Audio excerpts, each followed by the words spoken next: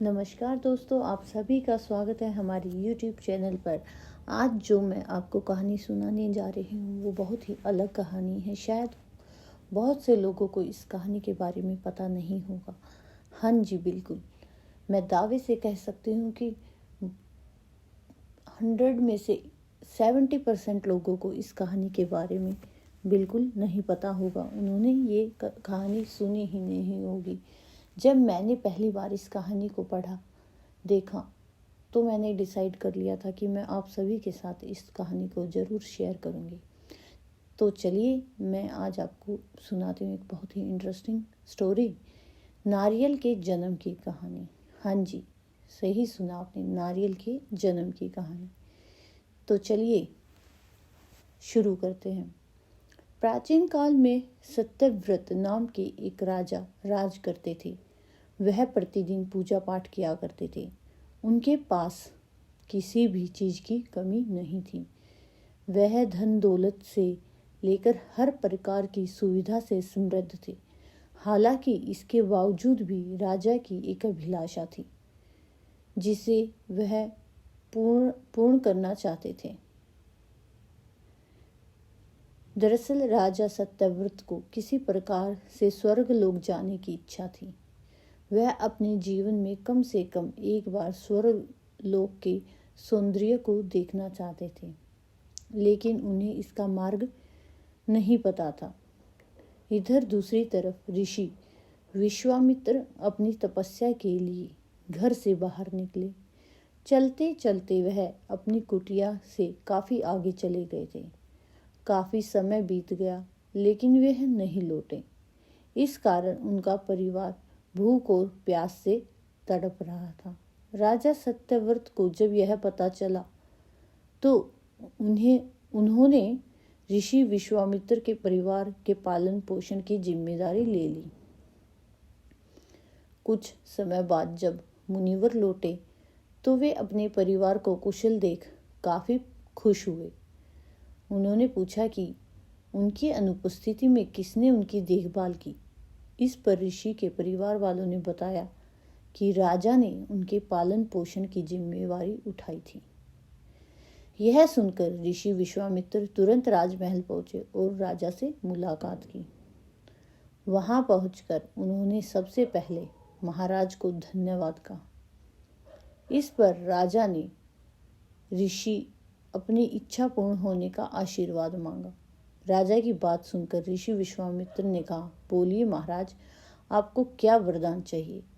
तब महाराज ने कहा, हे मुनि, मुझे एक बार स्वर्गलोक के दर्शन करने हैं।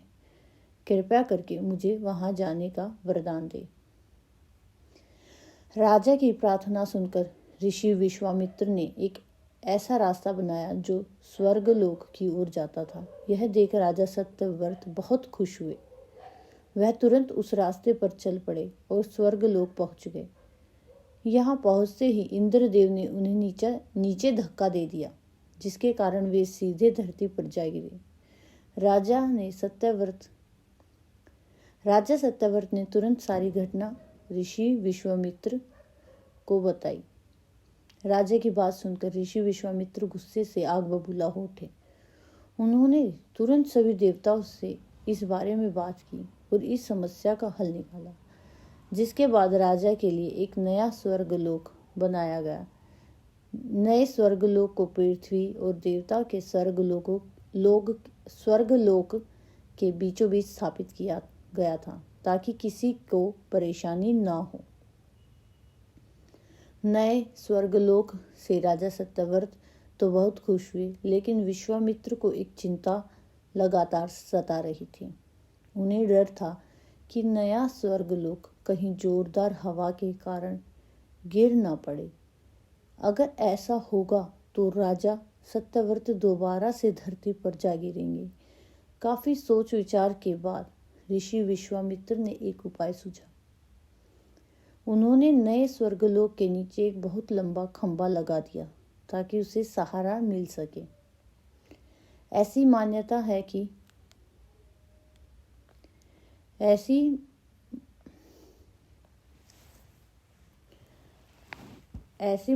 है कि नए स्वर्गलोक के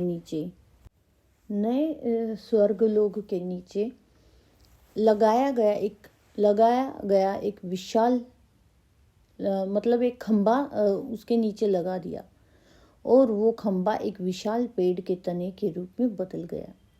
यही नहीं, कुछ समय पश्चात जब राजा सत्याव्रत की मृत्यु हुई तो उनका सिर एक फल में तब्दील हो गया।